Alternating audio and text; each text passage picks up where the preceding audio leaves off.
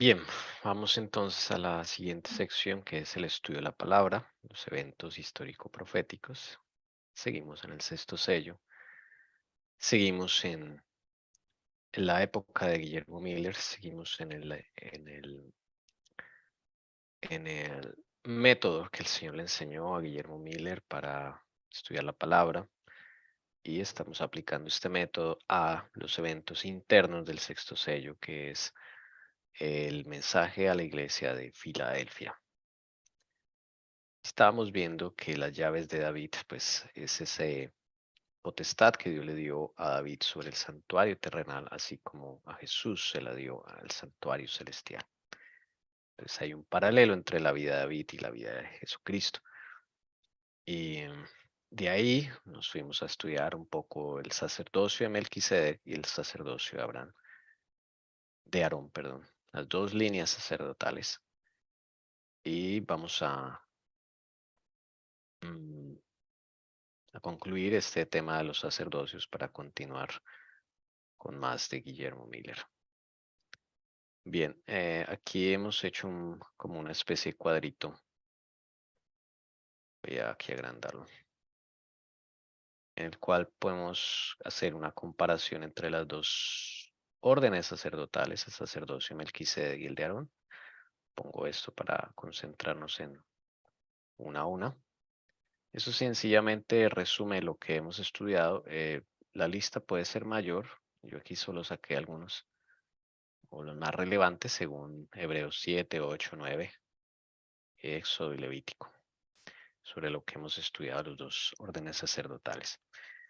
Bien, el sacerdote de Aarón solo podían ser ordenados por el linaje de Aarón, o sea, cuya descendencia sea de Aarón. No era posible que otras personas pudieran ser sacerdotes por este linaje, por este línea sacerdotal de Aarón. Entonces solamente se restringió a aquellos que eran hijos de Aarón, descendientes directos de Aarón por la línea paterna. Solamente ellos podían ser sacerdotes. Entonces,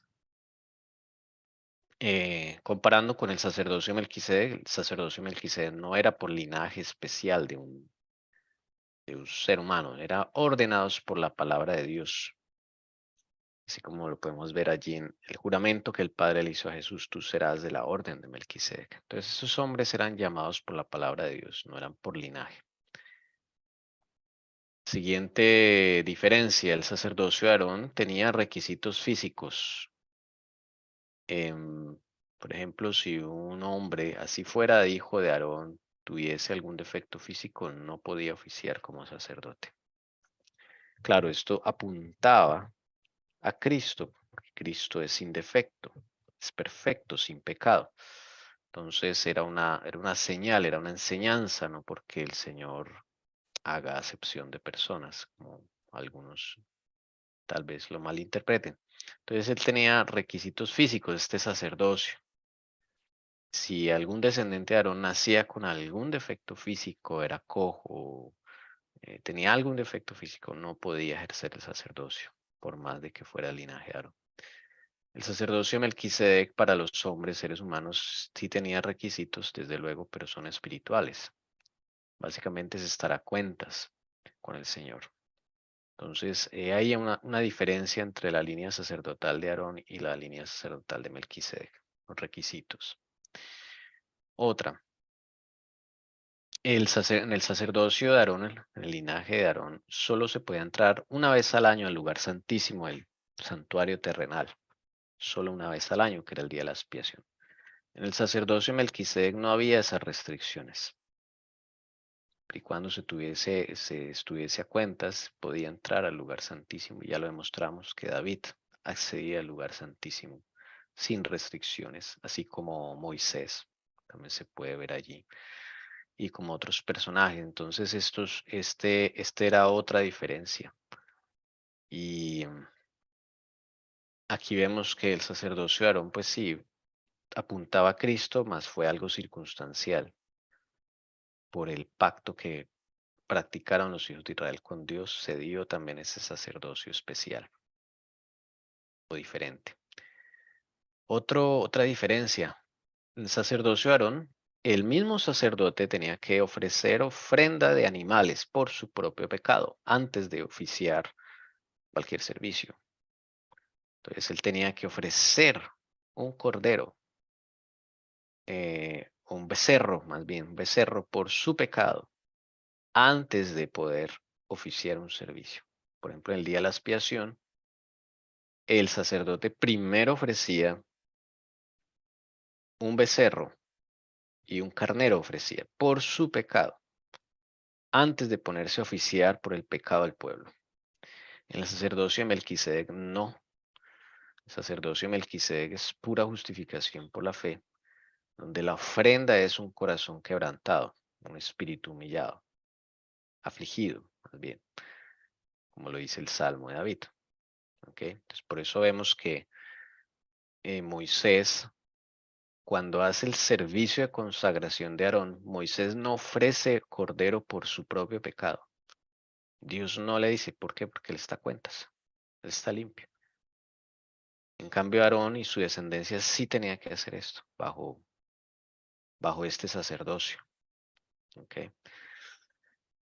El mismo Melquisedec no ofreció, se dice que ofreció cordero. Sí, ofreció fue pan y vino, justificación por la fe cuando se encontró con Abraham. Jetro no se dice que ofreciera cordero por su propio pecado, ofreció corderos por agradecimiento a Dios, por liberación, agradecimiento, sacrificios de paz. Otra diferencia. En el sacerdocio de Aarón no había perfección por medio de este sacerdocio, lo dice Hebreos 7, 11 en adelante. No había perfección. En el sacerdocio de Melquisedec sí hay perfección. Apunta a Cristo, por lo tanto apunta a tener la mente de Cristo. Entonces sí hay perfección. En el sacerdocio de Aarón no, era limitado. Por eso dice Hebreos, si este sacerdocio hubiera sido sin defecto, pues qué necesidad habría de otro sacerdocio. Precisamente es porque tenía defecto. No era perfecto este sacerdocio. Volvemos y recordamos, esto fue fruto de un pacto que hizo Israel con Dios, que no era el pacto que Dios quería hacer. Otra diferencia, pues el sacerdocio de Aarón ya no está vigente en el reino de los cielos. El sacerdocio de Melquisedec es vigente y es para siempre en Jesucristo, lo dice Hebreos. En el sacerdocio de Aarón era vigente mientras el sacerdote estuviera vivo. Cuando él moría, tenía que hacer otro servicio de ordenación para el siguiente sacerdote, un hijo de Aarón y un nieto, bisnieto, etcétera. Siempre era así. Pero en Jesucristo es un sacerdocio perpetuo. ¿Ok? Esa es otra diferencia. Una más. El sacerdocio de Aarón, ellos ministraban el antiguo pacto, mientras que en el sacerdocio Melquisedec se ministraba el pacto eterno. ¿Ok? Entonces, esa es una diferencia fundamental. Cada uno oficiaba un pacto diferente. En el caso del pueblo de Israel, pues Moisés fue el único que entró en el pacto eterno, fue el único. Sin embargo, él colaboraba, ayudaba con ese pacto antiguo, pacto alterno que Israel celebró con Dios y que Dios pues permitió y aceptó. Y Moisés estaba ahí como una figura, como un símbolo de Jesús, porque Jesús también, aunque este sacerdocio ya no está vigente y el antiguo pacto ya no está vigente, muchos de su propio pueblo todavía están en el antiguo pacto, o unos estamos hasta ahora saliendo, ¿sí? Entonces, aún así Jesucristo atiende, digamos, a los hermanos que están en el antiguo pacto, pues la idea es pasarlos al nuevo, pasarlos al pacto eterno. Lo que pasa es que no sabemos cómo es eso, pero gracias al Señor que nos está enseñando acá en el Ministerio de la Verdad Será Libres, para pasar de un antiguo pacto, pasar al pacto eterno. Entonces, esa es otra diferencia. Y los ejemplos que vimos En el sacerdocio de Aarón, bueno, usted puede ver allí a Aarón, a sus hijos, Eleazar y Tamar. Más adelante puede ver a Elí, que es de la descendencia de Aarón, a sus hijos, Abiatar, Sadoc. Pero también vemos que allí en el sacerdocio de Aarón murieron 4 sacerdotes. Por lo menos se registra la muerte de 4 sacerdotes. 2 hijos de Aarón y 2 hijos de Elí, probando que ese sacerdocio era hasta peligroso. ¿M? Y es que los hijos de Elí, perdón, los hijos de Aarón, pues por meter fuego extraño al santuario aquí, eh, ellos sencillamente fueron fulminados por la gloria de Dios. Y los hijos de Elí, pues eran corruptos. Entonces, esto prueba de que este sacerdocio no había perfección de carácter allí, no había perdón, había ministerio, expiación, pero mejor dicho, el que no entendía cómo era el asunto, pues quedaba preso del pecado, ¿no? Si se quedaba ahí en esa línea sacerdotal, así por sí mismo, no podía haber perfección de carácter. Tenía que ser el sacerdocio Melquisedec. Entonces, em, en el sacerdocio Melquisedec vemos algunos ejemplos. Vimos al mismo Melquisedec, a Jetro, sacerdote Madián, Moisés era sacerdote de Melquisedec. Posiblemente Job, digo posiblemente porque no tengo cómo demostrarlo, pero no sé, siento que Job también era sacerdote de la orden de Melquisedec, o por lo menos se convirtió en sacerdote de la orden de Melquisedec cuando él pasa esa dura prueba. Y David, bueno, eso ya lo demostramos, lo vimos, y pues Jesucristo, que es el actual sacerdote. ¿Listo? Bien, ahora sí vamos a quitar esta ventanita que era para concentrarnos en el paso a paso. No sé si hay alguna pregunta, ya este es como el resumen.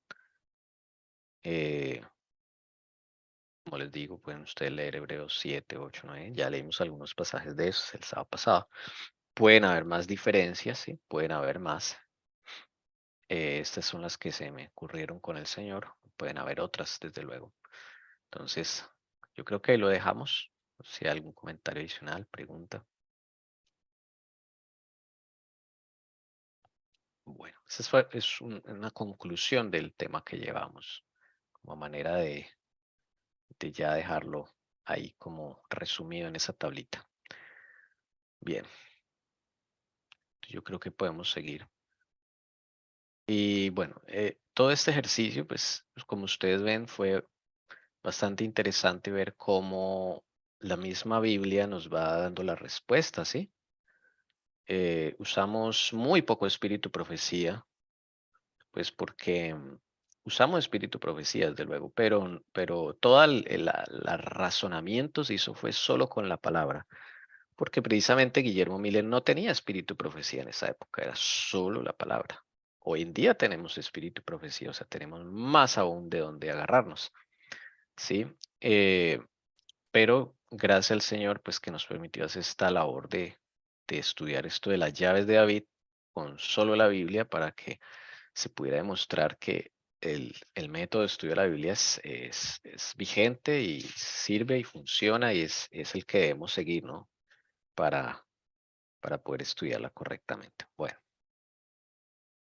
entonces esa fue la forma en que Guillermo Miller estudió la palabra. Sí, señor. Dice, con profundo interés estudió los libros de Daniel y el Apocalipsis, siguiendo los mismos principios de interpretación que en los demás libros de la Biblia, y con gran gozo comprobó que los símbolos proféticos podían ser comprendidos. Vio que en la medida en que se habían cumplido las profecías, las profecías lo habían hecho literalmente, que todas las diferentes figuras, metáforas, parábolas, similitudes, etcétera, o estaban explicadas en su contexto inmediato, o los términos en que estaban expresadas eran definidos en otros pasajes, y cuando eran así explicados debían ser entendidos literalmente. Así me convencí de que la Biblia es un sistema de verdades reveladas, dadas con tanta claridad y sencillez, que el que anduviere en el camino trazado por ellas, por insensato que fuere, no tendría por qué extraviarse. Eslabón tras eslabón de la cadena de la verdad descubierta, vino a recompensar sus esfuerzos, a medida que paso a paso seguía las grandes líneas de la profecía. Ángeles del cielo dirigían sus pensamientos y descubrían las escrituras a su inteligencia. Qué bonito, ¿no? ¿Quién estaba con Guillermo Miller? Ahí está, los ángeles del cielo. Entonces, siempre que estudiemos la palabra, debemos hacerlo con el Señor. Nunca para debatir, discutir, echarle la al otro, sacarle la verdad en la cara. No, la Biblia no es para eso. La Biblia es para instrucción nuestra, yo creo que a medida que estudiamos la Biblia vamos adquiriendo también el carácter de Cristo, cuando lo hacemos con el espíritu correcto. Porque esas palabras tienen mucho poder. Cuando tú estás estudiando la palabra, no es solamente para informarte, sino para transformación de tu carácter. Entonces es otro de los medios que Jesús utiliza para transformar nuestra forma de pensar, nuestra forma de interactuar. eh, bueno, mucho ejerce poder esa palabra que está escrita allí. Entonces, y miren, un deísta masón de alto grado, fue convertido a la fe cristiana. Y este es el testimonio de Guillermo Miller.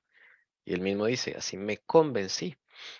Entonces Dios puede usar diferentes formas para convencernos, dependiendo del carácter. Como Guillermo Miller era un tipo muy estudiado, no porque haya pasado en las universidades, sino porque leía mucho, investigaba mucho, y como estaba en estas cosas del deísmo, de la masonería, pues Dios le va a llegar con el intelecto, la parte del estudio intelectual, y pues así lo puso a estudiar 2 años la Biblia, así como lo vivimos en estos últimos sábados que hemos estado estudiando de esa forma. Asimismo, hizo con Guillermo Miller y pues em, fue una gran bendición para él. Pero bien, vamos a ver que eso no se queda ahí en Guillermo Miller, porque el Señor tiene un plan mucho más abarcante con Guillermo Miller, más grande, ¿no? Como todos sabemos. Y vamos a ver algo de los creencias populares de esa época. O sea, Guillermo Miller vivía en qué época, ¿no? Que ya sabemos que vivía en 1800 y tantos, en los inicios del siglo XIX, sexto sello, estamos ahí. Entonces, él se tuvo que enfrentar a creencias de esa época. Vamos a ver qué creían en esa época. Tomando por criterio el modo en que las profecías se habían cumplido en lo pasado, para considerar el modo en que se cumplirían las que quedaban aún por cumplirse. Se convenció de que el concepto popular del reino espiritual de Cristo, un milenio temporal antes del fin del mundo, no estaba fundado en la palabra de Dios. Esta doctrina, que indicaba 1000 años de justicia y de paz antes de la venida personal del Señor, difería para un futuro muy lejano los terrores del día de Dios. Pero, por agradable que ella sea, es contraria a las enseñanzas de Cristo y de sus apóstoles, quienes declaran que el trigo y la cizaña crecerán juntos hasta la siega al fin del mundo, que los malos hombres y los engañadores irán de mal en peor, que en los postreros días vendrán tiempos peligrosos y que el reino de las tinieblas subsistirá hasta el advenimiento del Señor y será consumido por el espíritu de su boca y destruido con el resplandor de su venida. El siguiente, por favor, que hace parte del mismo tema y ahorita comentamos. La doctrina de la conversión del mundo y del reino espiritual de Cristo no era sustentada por la Iglesia Apostólica. No fue generalmente aceptada por los cristianos hasta casi a principios del siglo XVIII. Como todos los demás errores, este también produjo malos resultados. Enseñó a los hombres a dejar para un remoto porvenir la venida del Señor y les impidió que dieran importancia a las señales de su cercana llegada. Infundía un sentimiento de confianza y seguridad mal fundado y llevó a muchos a descuidar la preparación necesaria para ir al encuentro de su Señor. Bueno, en esa época había una doctrina que era la del milenio temporal antes del fin del mundo, el milenio temporal. ¿En qué consistía esa creencia? El mundo cristiano en general creía que vendría 1000 años de justicia y paz antes de la segunda venida de Cristo. Esa era la creencia popular. Y entonces en ese pensamiento eh, también se creía que había una conversión, en esos 1000 años habría una conversión de todos, ¿ok? De todos, de todo el planeta. Y esa creencia hoy día está como surgiendo, ¿sí? De que va a haber un momento de prosperidad, de paz, de justicia y donde todos van a conocer a Dios finalmente. Ahora, puede ser, puede ser que parte de eso sea verdad, pero también hay parte en mentira. Ahora, en esa época, mm, ¿cuál es el efecto que causaba estas creencias, no? Porque ese es el efecto que causaba aquí, lo está diciendo la hermana White. Difería para un futuro muy lejano el día de Dios, o sea, el juicio, la segunda venida de Cristo. Claro, si la gente decía, no, pues todavía no ha llegado el reinado de justicia y paz, tienen que pasar luego 1000 años y luego ahí sí viene el Señor Jesús y viene el juicio. Entonces, pues no, eso todavía se demora, la gente andaba fresca. Sí, ese es el efecto que causaba esa creencia. Hermana Jessie, tiene un comentario, una pregunta. Sí, es que eso siempre me hace acordar, em, y me incluyo en algunos aspectos, ¿no? Pero me hace acordar alguien un día me dijo que eso ya, pues cuando llegara la ley dominical, como ya sabía, pues en ese momento ahí sí se enjuiciaba, ¿no? Y no era la primera vez que lo escuchaba, ¿no? Porque esa es la creencia que yo creo que hay. Incluso en algún momento, y no es que todavía la tenga clara y todavía esté como que sí, o sea, yo sé que el Señor va a venir, pero la diferencia está en que por más de que sepas no va a servir. Y esa es la creencia que se tiene hoy en día. Sigue en la mente de las personas que cuando se llegue la ley dominical, pues en ese momento ya se va a saber y uno va a decidir. Entonces se ve muy lejos. Sí, uno dice ya casi, pero hay cosas que te hacen comportarte y pensar y no clamar por preparación precisamente porque es que lo ves muy lejos. Entonces hay creencias como la ley dominical que se enfatiza tanto en eso que tú te fijas es en eso, entonces hasta que no veas eso como que no la coges en serio, como que uy, ya casi va a llegar, uy, ahora sí, ¿sí me entiendes? Entonces yo veo hoy en día esa creencia. Sí, esa estrategia del enemigo, ¿no? De que eso todavía se demora. Y esto se inició a principios del siglo XVIII, esa creencia. Y el resultado fue que pues, la iglesia se durmió. ¿Ve?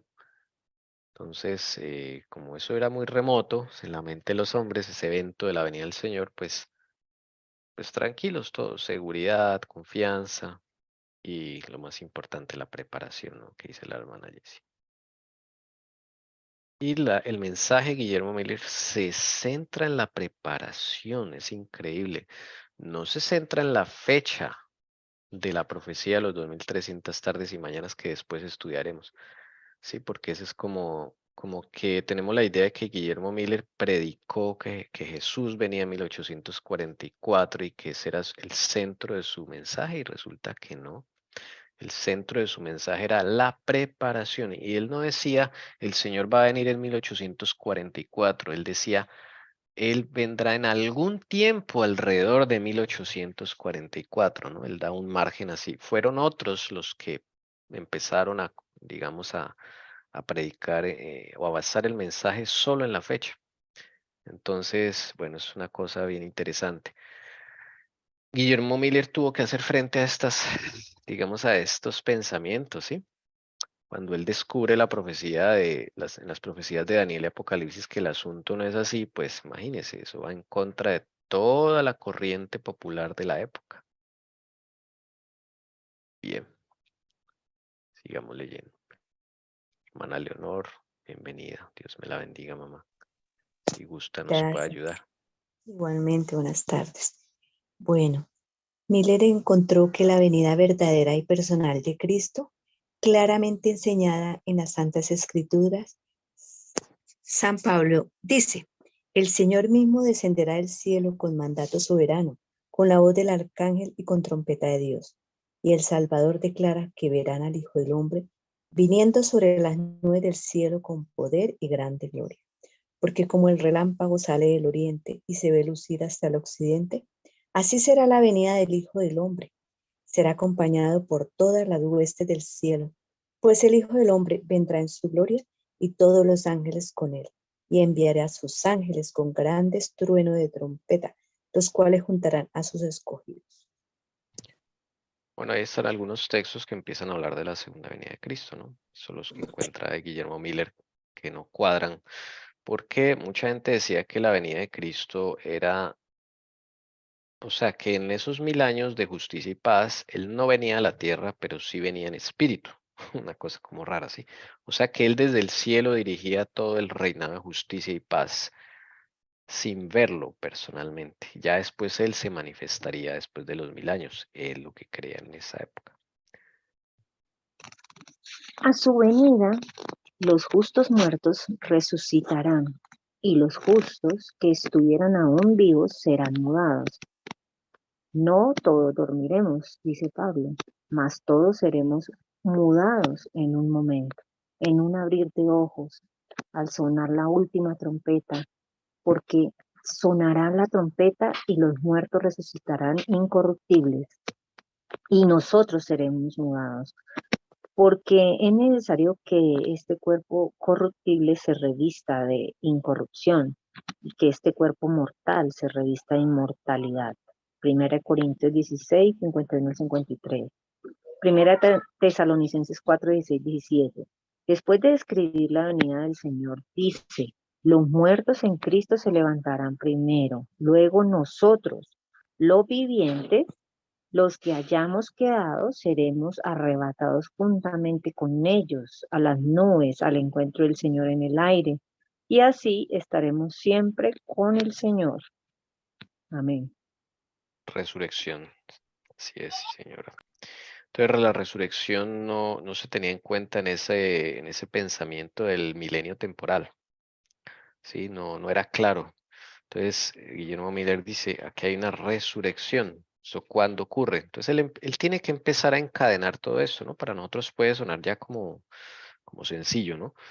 Eh, pero Guillermo Miller tuvo que engranar todos estos eventos, la resurrección, la segunda venida de Cristo, todo eso, darle orden y eso fue lo que el Señor lo puso a hacer.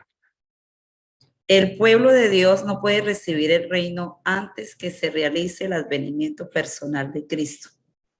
El Señor había dicho, cuando el Hijo del Hombre venga en su gloria y todos los ángeles con él, entonces se sentará sobre el trono de su gloria y delante de él serán juntadas todas las naciones y apartará a los hombres unos de otros, como el pastor aparta las ovejas de las cabras, y pondrá las ovejas a su derecha y las cabras a la izquierda. Entonces dirá el rey a los que estarán a su derecha, venid benditos de mi Padre, poseed el reino destinado para vosotros desde la fundación del mundo. Mateo 25, 31 al 34. Entonces, en el pensamiento del milenio temporal, se creía que primero se recibía el reino y luego venía Jesús de manera física, personal. Pero con este texto vemos que no es así, que dice, cuando el Hijo del Hombre venga en su gloria, o sea, se manifieste físicamente, personalmente, entonces cuando junta, ¿cierto?, a las cabras a su izquierda y a las ovejas a su derecha. Y entonces va a decir a los de la derecha, venid benditos de mi Padre, poseed ¿qué cosa? El reino. Entonces la posesión del reino es cuando el Cristo venga de forma presencial. Todo esto es lo que Guillermo Miller estaba estudiando y decía, no concuerda con lo que piensan los cristianos, la mayoría de cristianos en su época. Y así entonces siguió estudiando. Hermanita Carolina. sigamos con este. Sí, señor. Por favor, si nos ayuda a leer. Gracias. Dice, hemos visto por los pasajes que acabamos de citar que cuando venga el Hijo del Hombre, los muertos serán resucitados incorruptibles y que los vivos serán mudados. Este gran cambio los preparará para recibir el reino. Pues San Pablo dice, y la carne y la sangre no pueden heredar el reino de Dios, ni la corrupción hereda la incorrupción. Primera de Corintios 15:50. En su estado presente, el hombre es mortal, corruptible, pero el reino de Dios será incorruptible y sempiterno. Por lo tanto, en su estado presente, el hombre no puede entrar en el reino de Dios. Pero cuando venga Jesús, concederá la inmortalidad a su pueblo y luego los llamará a poseer el reino, del que hasta aquí solo han sido presuntos herederos. Bien, entonces dice acá, cuando venga el Señor Jesús, tiene que haber un cambio en todos. Va a haber una resurrección, tiene que haber un cambio. Porque nosotros somos carne y sangre, y la carne y la sangre no pueden heredar el reino de Dios, como dice 1 Corintios 15:50. Entonces tiene que haber un cambio. En la doctrina del milenio temporal no se tenía en cuenta esto. Decían que los santos recibían el reino así nomás, así como estamos hoy día. Entonces no es posible porque el reino de Dios no puede entrar corrupción, nada que esté podrido, dañado por el pecado. Todo lo que entra al reino de Dios es perfecto, a la Nueva Jerusalén. Entonces todos estos pasajes pues son evidentes, ¿no? Pero en esa época pues no lo eran tanto, ¿no? Recordemos de dónde viene todo esto, ¿no? Vienen de un oscurantismo. Ahora Hermano, sí. sí, es que yo he escuchado en muchas predicaciones, y aún hasta pastores, y a otra, la última fue una hermana, donde decía, y cuando venga Jesucristo, lo que no hayamos podido cambiar nosotros, Él lo cambiará un momento para otro, pero refiriéndose como a la mancha de pecado. Entonces yo le decía, no, porque es que la palabra del Señor dice que Él viene a sellar un pueblo, y me imagino que cuando se selle a todo ese personal es porque están limpios, están, digamos, como lo he aprendido acá, a cuentas con Dios. Porque yo no creo que vengan a sellar a alguien que todavía tenga situación carnal en su vida. Pero es que eso ya lo he escuchado en otras cosas, en otros sermones. O sea que lo que usted no pudo, usted luchó con lo que pudo supuestamente, y lo que a usted le faltó, entonces ese mismo día el Señor se lo transforma y se lo cambia. ¿Cierto que eso no es así? Es mi pregunta. Mm. Bueno, sí hay que tener una preparación desde luego, como lo hemos aprendido acá, ¿no? Lo que pasa es que eso ya lo...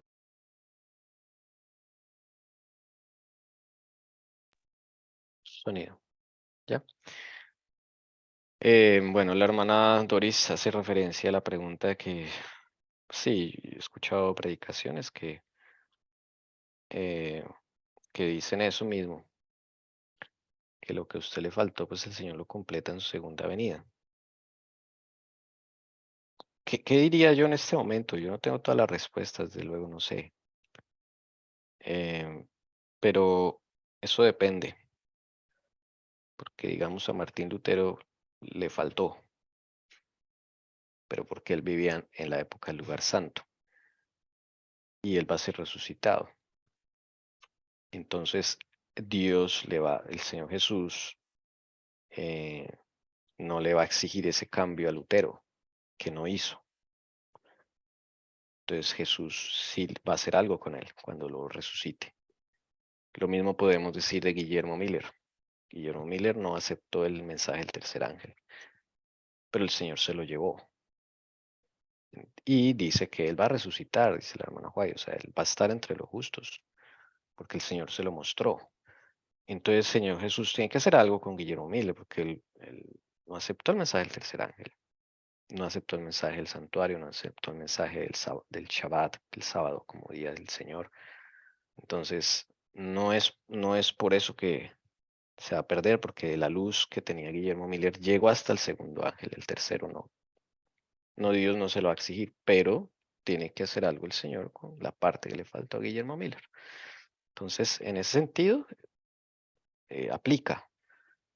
Pero cuando nosotros pudimos hacer algo, o no nosotros, más bien, cuando el Señor nos llamó a nosotros a estar a cuentas, a trabajar con Él, las cosas que podemos mejorar y no lo hicimos, el Señor no va a hacer absolutamente nada cuando Él venga por segunda vez. Eso sí es claro. Entonces, esa sería mi respuesta. No es categórica y determinista porque ahí dimos dos contraejemplos de que si el Señor va a hacer algo con aquellos que no tuvieron luz o estuvieron viviendo en otro tiempo. Pero con nosotros, bueno, diferente. No sé si ya tenga otra opinión al respecto. Bien. Hermano, pero es que yo la sentía a ella que hablaba acerca era como de nuestro carácter. ¿Es diferente a eso, el carácter, a tener un conocimiento o no haberlo aceptado? Porque pues dice el Señor que o sea, su iglesia debe ser sin mácula, sí, debe ser pura, limpia. Entonces yo ahí es donde yo no entiendo.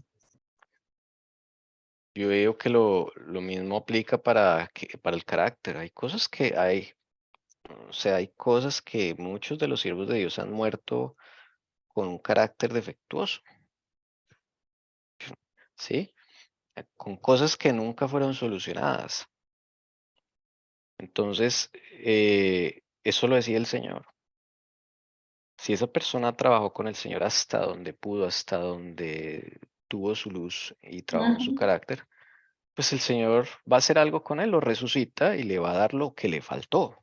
Pero porque esa persona estuvo en la batalla. Sí. Entonces el peligro de esos mensajes es que da la sensación de que usted tranquilo, cumpla con ir a la iglesia, diezmar, Santa Cena cada 3 meses, escuela sabática y ya. Y el Señor va a hacer por usted lo que usted nunca hizo. Ese es el peligro de ese mensaje, ¿no? ¿Me permite decir algo? Por favor. Es que, bueno, yo primero pido disculpas porque yo tuve que salir un momentico a hacer algo, pero creo que alcancé a agarrarlas.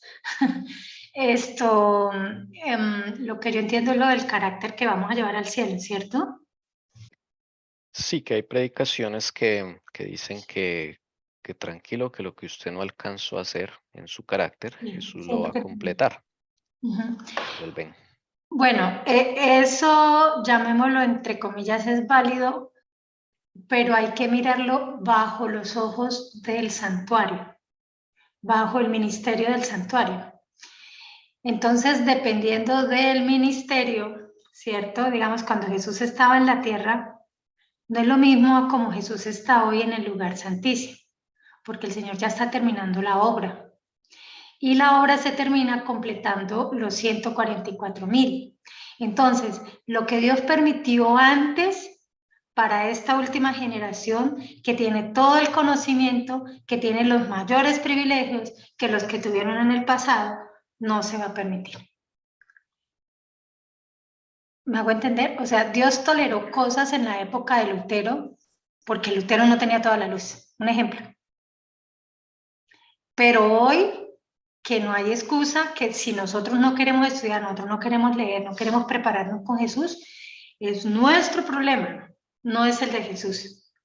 Entonces, de acuerdo a la luz que cada quien tuvo y en el ministerio que el Señor se encontraba, pues ahí es diferente.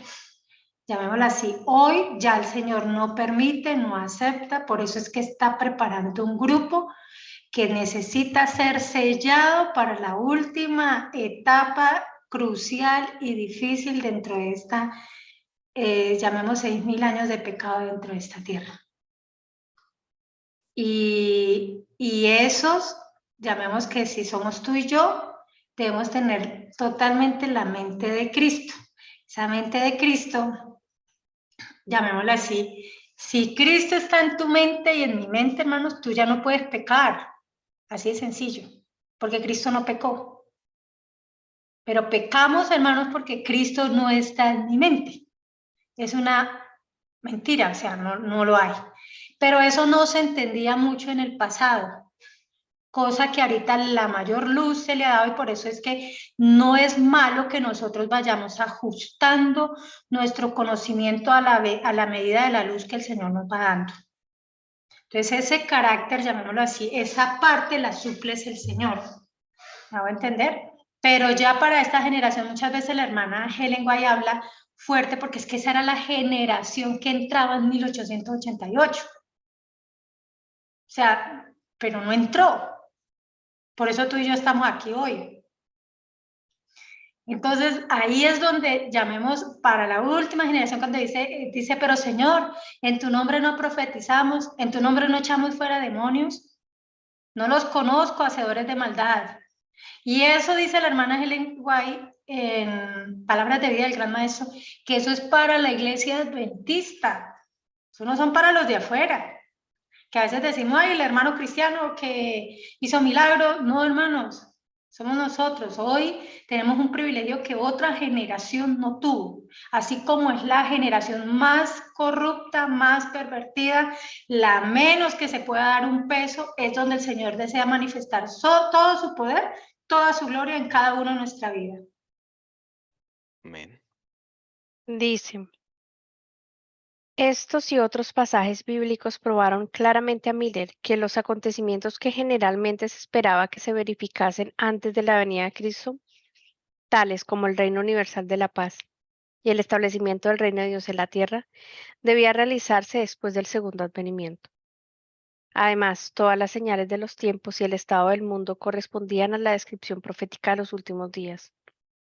Por eso, solo el estudio de las Sagradas Escrituras, Miller tuvo que llegar a la conclusión de que el periodo fijado para la subsistencia de la Tierra en su estado actual estaba por terminar.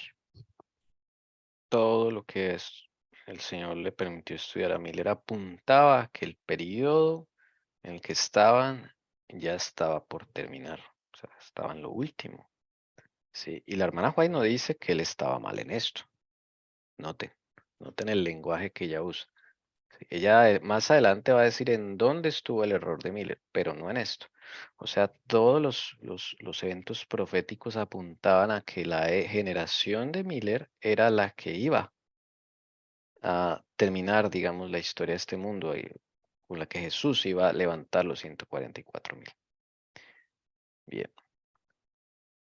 Hermana Leonor, es tan amable las dos siguientes. Sí, señor. Otra clase de evidencia que afectó vitalmente mi espíritu fue la cronología de las Santas Escrituras. Encontré que los acontecimientos predichos que se habían cumplido en lo pasado se habían desarrollado muchas veces dentro de los límites de un tiempo determinado. Los 129 años hasta el diluvio, Génesis 6:3, los 7 días que debían precederlo con el anuncio 40 días de lluvia, Génesis 7:4, los 400 años de la permanencia de la posteridad de Abraham en Egipto, Génesis 15:13, los 3 días de los sueños del copero y del panadero, Génesis 40, 12 al 20, y los 7 años de Faraón, Génesis 41, del 28 al 54. Siguiente.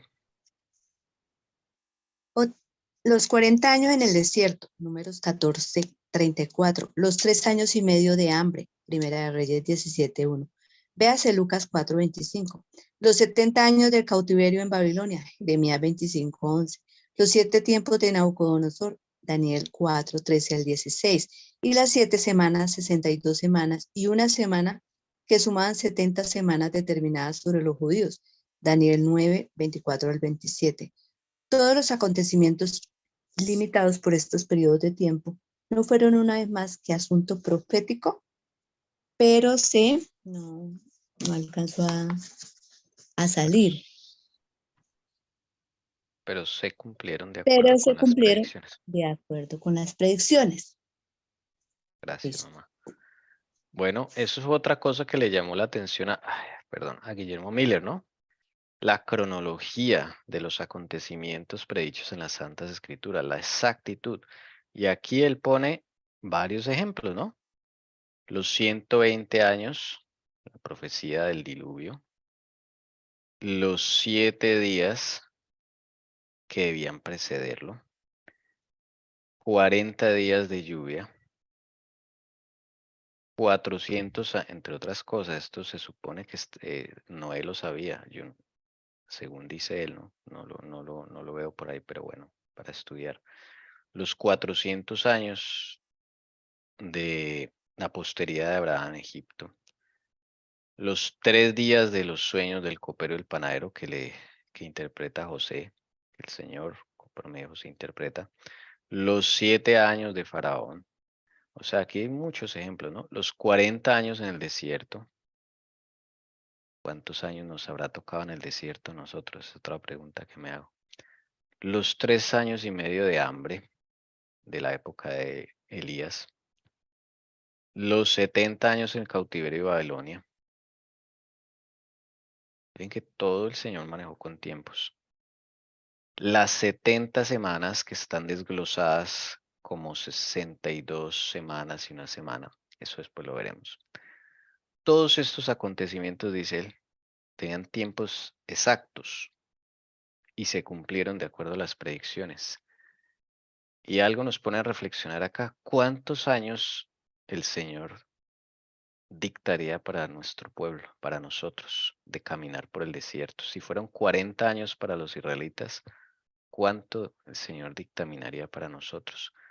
Yo creo que probablemente eso el Señor lo revelará a su tiempo, ¿no? Porque mire que siempre hubo tiempos en el pueblo de Dios. Desde siempre hubo tiempos. Pero luego de 1888 ya no hay nada. Nada, no pasó nada. O sea, no hay tiempos, no hay nada. No hay palabra del Señor a través del Espíritu Profecía. La señora White muere y después no hay nada. No sabemos nada. Quedamos como en silencio, ¿no? Bueno, eso fue otra cosa que Guillermo Miller le llamó la atención. Por consiguiente, al encontrar en su estudio de la Biblia varios periodos cronológicos que según su modo de entenderlos se extendían hasta la segunda venida de Cristo, no pudo menos que considerarlos como los tiempos señalados que Dios había revelado a sus siervos. Las cosas secretas, dice Moisés, pertenecen a Jehová nuestro Dios, mas las reveladas nos pertenecen a nosotros y a nuestros hijos para siempre. Y el Señor declara por el profeta Anás que no hará nada sin que revele su secreto a sus siervos los profetas. Deuteronomio 29:29 y Amós 3:7. Así que los que estudian la palabra de Dios pueden confiar que encontrarán indicado con claridad en las Escrituras el acontecimiento más estupendo que debe realizarse en la historia de la humanidad. Miren que aquí la misma señora White está citando a Amós 3:7. No hará nada sin que revele su secreto. ¿A quiénes? A sus siervos, los profetas. Aquí la señora White está diciendo que siempre va a haber profetas. Por eso lo dice acá. Así que los que estudian la palabra de Dios pueden confiar que encontrarán indicado con claridad en las Escrituras el acontecimiento más estupendo que debe realizarse en la historia de la humanidad, o sea, la segunda venida de Cristo. Si ha habido profetas en todo tiempo, ¿cómo no va a haber profetas en el tiempo más crítico del pueblo de Dios, que es este? Tiene que levantarse profetas. Es imposible que no. Si el Señor es el mismo ayer, hoy, siempre, para que nos cuestionemos esto. La hermana White murió en 1915. Quiere decir que llevamos 108 años aparentemente sin profetas. Y en el momento tan crítico en que nos encontramos. Pero Es ella escribió imposible. para estos tiempos. No Ya está solamente. dicho. No. No, porque el Señor no ha venido. y el pueblo fue vuelto al desierto. Y el pueblo no llegó al reino de los cielos en 1888. No está todo dicho. Pero luego lo que estamos hablando del conflicto de los siglos y todo lo que al terminar el libro, no habla todo lo que va a pasar en estos tiempos. Ahí Sí, está ampliando la palabra. pero Ya no la todo. amplía. No todo. ¿Dónde están Pues las sí, dos todo. facciones? ¿Dónde Ahí está. está, dónde está, dónde está la información que hoy día que el Señor nos está entregando? No está. Ella no Pero todo tenía eso todo. ya está escrito, todo eso, todo lo que viene, No, las no está. pandemias, las cosas organizadas, todo eso está. Bueno, yo No, no, sí, no lo veo así. Bueno, de pronto yo no, mi, no lo veo así, mi mamá. poca ignorancia no, mi ignorancia no, Por no llega ejemplo, ¿cuánto tiempo el pueblo a ver. adventista debe estar en el desierto? Si fuimos vueltos al desierto. ¿Cuánto tiempo? La hermana Juay no lo dijo. Y al sol de hoy no lo sabemos. Y el pueblo de Israel sí lo sabía. Ellos sabían que debían pasar 40 años y ahí terminaba su cautiverio en el desierto y podían seguir a conquistar la tierra. El Señor nos devolvió al desierto en 1888 y está la hora y no sabemos cuánto tiempo debemos pasar en el desierto o debíamos pasar en el desierto. ¿Mm? Pues Bueno, con lo que se ha estudiado, yo digo que el Señor tiene sus fechas y de ahí eso que el Señor siempre ha cumplido con sus fechas. O sea, no veo que sea. Si Él por eso, dice, ¿cuál es la Él, él, fecha? él ya es que no tenemos que saber las fechas, no lo sabe sino Sí. el Padre. Entonces el texto de Amós es falso. Yo no estoy hablando de la segunda venida de Cristo, mamá. Estoy hablando No de digo yo, cuánto tiempo debe no, pasar. Escucha, ¿cuánto tiempo debe pasar la iglesia adventista en el desierto? Esa es la reflexión. Yo no sé la de respuesta. pronto otros 40 años, igual No que el pueblo de sabemos. Israel. Por eso, para yo saber qué necesito, Estudiar más la palabra. no, profecía. Porque el Señor dice que no hará nada sin que lo revele a quienes, a sus siervos, los profetas. Para mí ya está todo revelado. No, Para mí yo no. no. Vamos a Para mí. continuar. No nos quedemos ahí porque estamos en... Eso no tiene sentido. Cada quien, para mí no. Para mí debe haber profetas en esta época.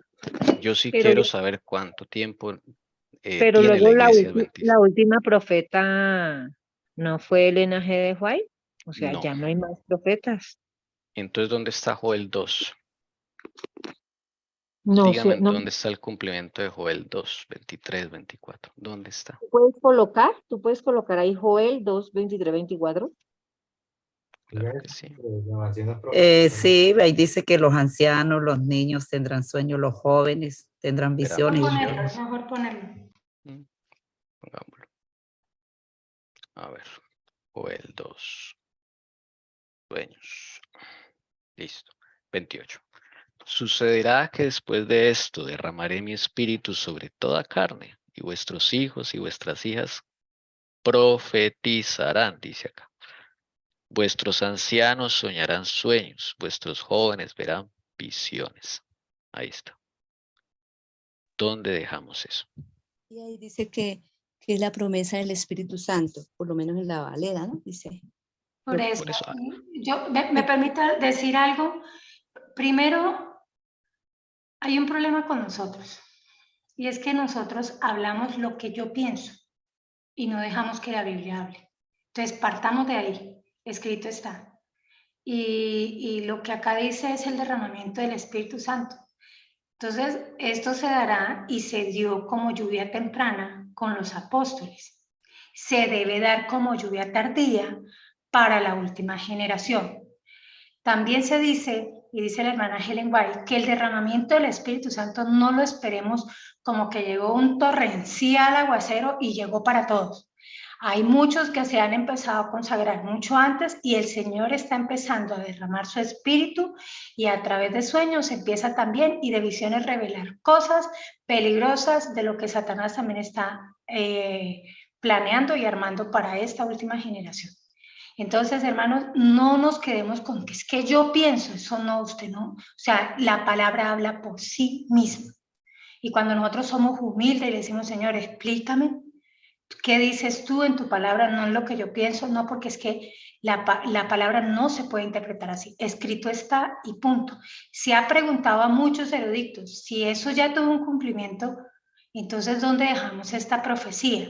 Si se tuvo un cumplimiento en la lluvia temprana con los discípulos, se necesitaba poder, hermanos, cuando llegue ese Espíritu Santo final, y el grupo de los 144,000, todo eso ya los tenga, se necesitará sanar. Lo mismo que hizo Jesús debe darse para el final. Somos esta última generación. Debemos sanar, debemos profetizar, debemos hacer, inclusive llegar a hablar hasta en lenguas. Todos esos dones que el Espíritu Santo debe darlo en nosotros. ¿Cómo vamos a decir que no? Escrito está, si llega lluvia temprana, debe llegar lluvia tardía. Ahorita usted y yo debemos estar preparándonos en lluvia temprana. ¿Cuál es la lluvia temprana, hermanos? ¿Ustedes sí tienen idea cuál es la lluvia temprana? Porque es que nosotros hablamos lluvia temprana y vamos a llegar a lluvia tardía. Y cuando ni siquiera sabemos qué es lluvia temprana y ni siquiera nos estamos preparando, pues ¿cómo vamos a recibir el Espíritu Santo? Pero esto sí o sí, porque es que eso mismo pasó con la época de la hermana Helen White. No pudieron recibir el Espíritu Santo, 1888, se necesitaba dar el mensaje del tercer ángel. Pero ese último mensaje se necesita poder. ¿Y poder de quién? De lo alto, con el Espíritu Santo, para vencer sobre el pecado, cosas que usted todavía no ha podido solucionar, ni yo he podido solucionar. Es Cristo a través de una preparación con la lluvia temprana que te prepara, valga la redundancia, para recibir la lluvia tardía. Lo necesitamos, imagínense, con todo lo peligroso, toda la tecnología que va a avanzar. Nosotros solitos, si ahorita tenemos guerras espirituales con demonios, con brujerías, con todo eso, y ustedes de pronto no lo han vivido, yo lo estoy hablando ahorita por mi experiencia, vaya uno a ver cuánto necesita uno de Dios.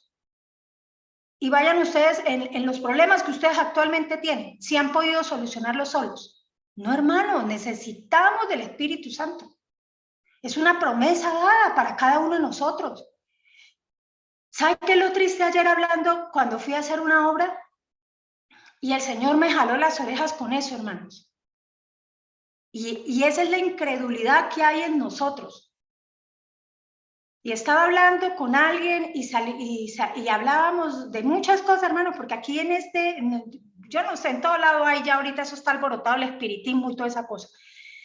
Y hablábamos y contaban el caso de alguien que yo yo ya la conozco, estaba hablando de ella, estaba con ella, y ella tiene sueños, pero a ella le da tanto miedo porque los sueños que le llegan se cumplen y le da miedo, que ella sí ha negado a que si es un don o lo que sea, eso avance.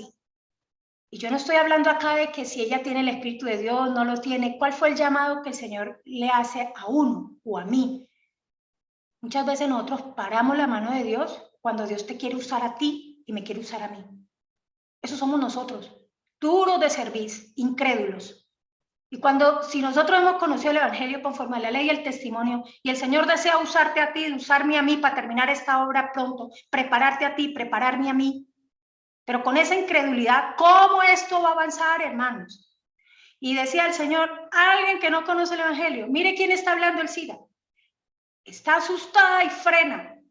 ¿Cómo mi pueblo, que estoy dispuesto a preparar, a trabajar, porque necesito terminar esta obra de pecado, acabarla totalmente por una incredulidad, porque no dejamos que el Señor nos use, porque nos negamos a que eso sea una realidad, esta obra no se ha podido terminar? Yo sentí un jalón de orejas ayer. Yo le dije, eso pasa en la vida de uno. Nosotros somos los que paramos a Dios. Nosotros somos los que no dejamos que el poder de Dios se vea en tu vida ni en mi vida. Y escrito está. No lo estoy hablando porque no esté escrito.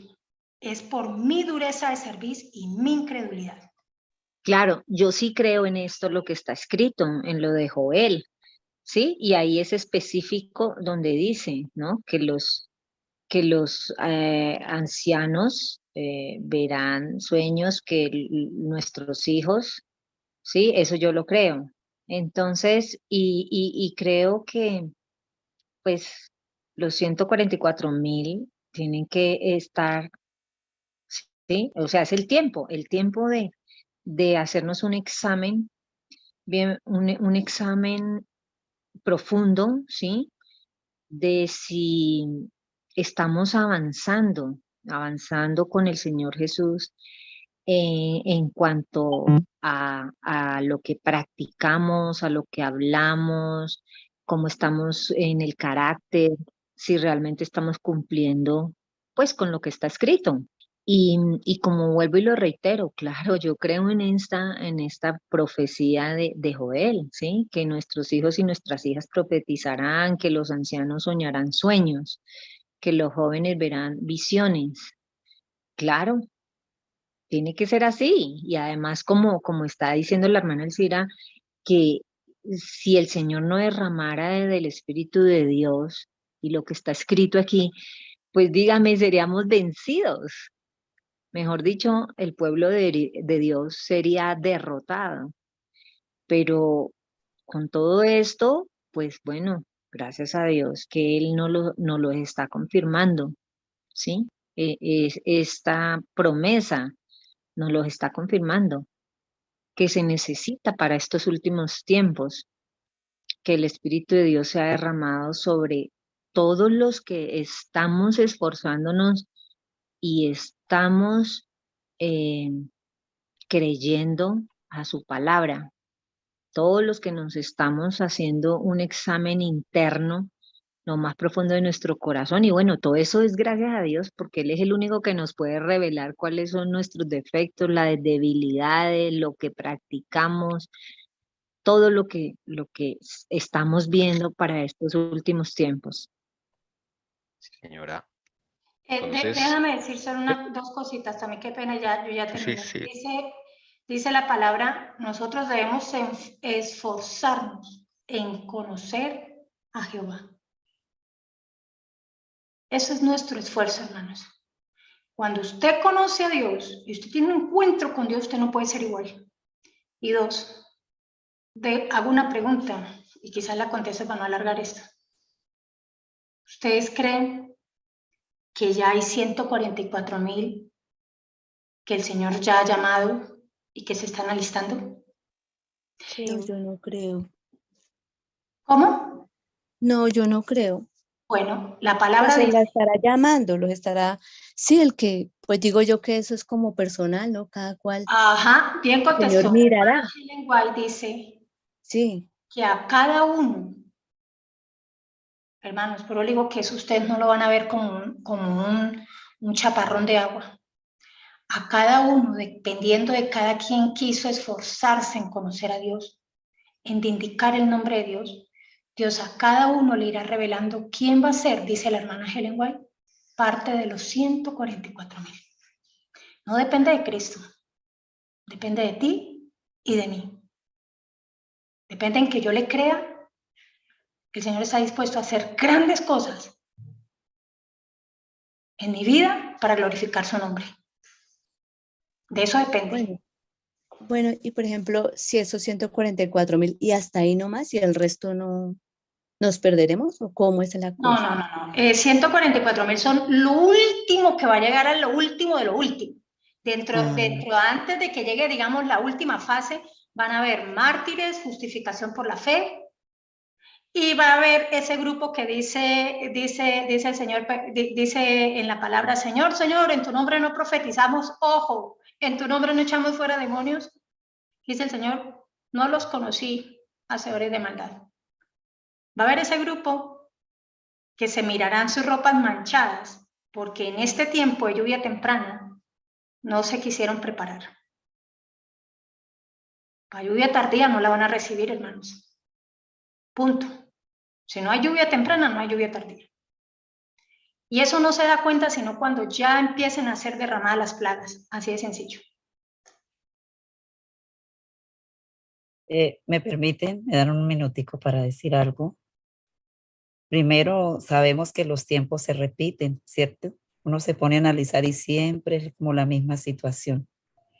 Y segundo, con este Joel 28, pues el Señor nos está reconfirmando que sigue habiendo profetas y que ahora no son solo hombres bueno, en la historia también se sabe de mujeres, también vuelven a haber mujeres, también hay jóvenes y ahora son los niños. Y se está escuchando por boca de niños en este tiempo que también están hablando acorde a un escrito está. Claro, ahí está Es específico, sí. es creerle al Señor, creerle a Dios en su palabra. Eso es lo que nos toca, hermano.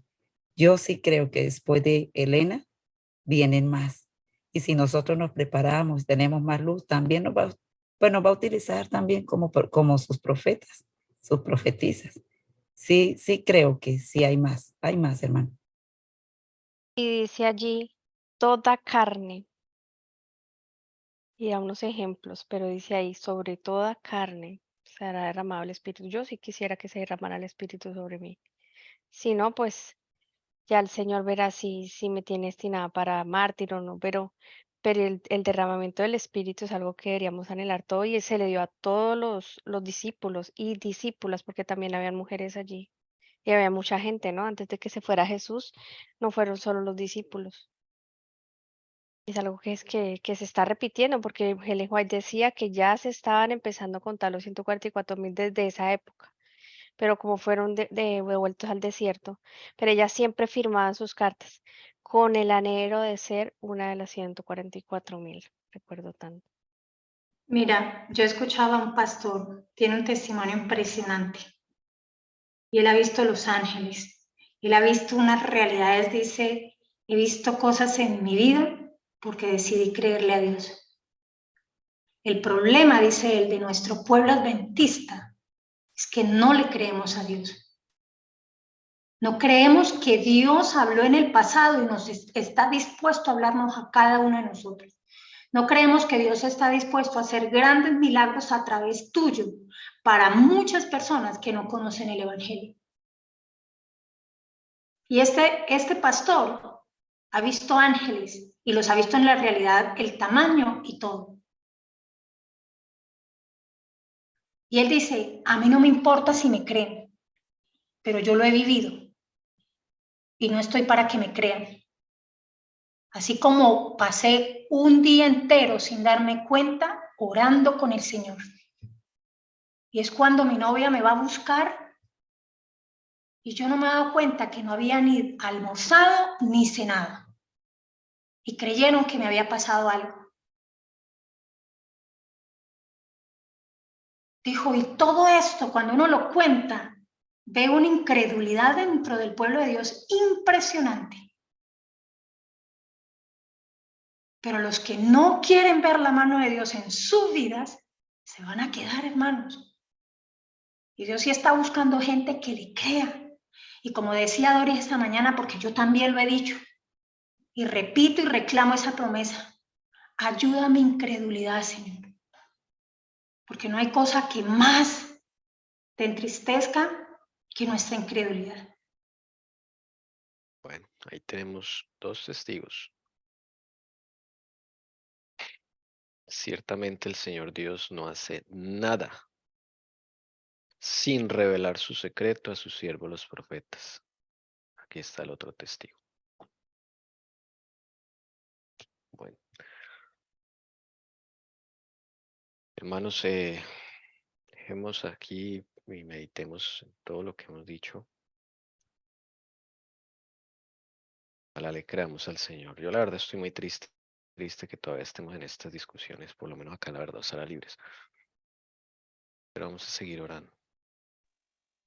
Pero hermano, yo no lo veo como discusiones, yo lo Sí, hermano. veo como que el Señor nos está reiterando, hey, mira, está esto, ¿sí? Bien. Entonces, y eso es una confirmación para uno afianzarse más en la fe, ¿sí? Hay opiniones diferentes, bueno, el Señor hará el resto, no nos preocupemos, ¿sí? Pero esto para mí es reconfirmándome, ¿sí? Y recordando, reconfirmándome y recordando. Bien, ¿alguien quisiera orar para finalizar? Yo, Bueno, Bien, listo, Carito. ya, yo solamente quiero decir una cosa antes de iniciar, porque, no sé, tengo como sentimiento. y es que cada uno debemos aprender a tener una comunión con Dios y con Jesús para que Él cada día nos pueda fortalecer en esa fe y en esa confianza.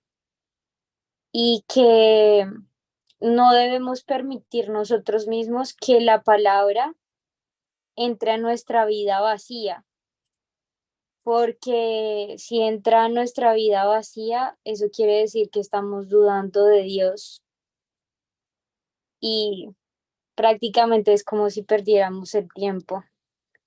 Entonces, debemos pedirle a Dios para que Él abra nuestro entendimiento y asimismo tengamos ese deseo y ese placer de querer conocerlo más. Y siento que a medida que uno va conociendo a Jesús y a Dios por medio de su palabra, más firmes podemos estar sobre esa roca y así poder seguir creyendo en Él. Ahora sí, vamos a orar. Padre nuestro que estás en los cielos, Señor Jesús, en este momento estamos postrados ante ti, quizás con muchas dudas, quizás también con esas ganas de seguir conociéndote, de seguir de tal manera amándote, Señor. Creemos, Padre, que esta palabra y todas estas profecías que hemos estudiado, que vienen de ti, podamos cultivarlas en nuestro corazón, en nuestra mente y en nuestra vida para que, Señor, tú puedas disponer de nosotros, que nuestras manos puedan trabajar a ti, para ti, Señor. No mirando a los demás, sino mirándonos solamente a nosotros y la obra que tú quieres hacer en cada uno de nosotros.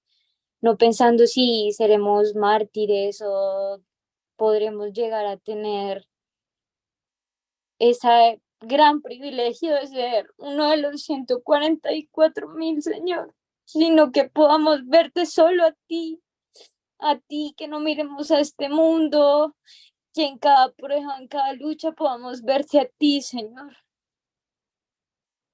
Y podamos decirle a Satanás que él no tiene poder sobre nosotros, porque tú ya moriste por cada uno de nuestros pecados. Señor, ayúdanos a conocerte cada día más y amarte como tú nos amaste primero, antes de que naciéramos. Guíanos, Señor, y cúbrenos con tus santos ángeles, así a cada uno de nuestros familiares y de los hermanos presentes acá, Señor. No nos dejes caer en tentación, no permitas que dudemos de ti y de tu palabra.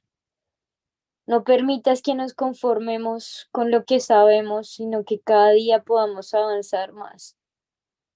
Acompáñanos, Señor Jesús, en esta hora de almuerzo y permite que podamos volver en la tarde.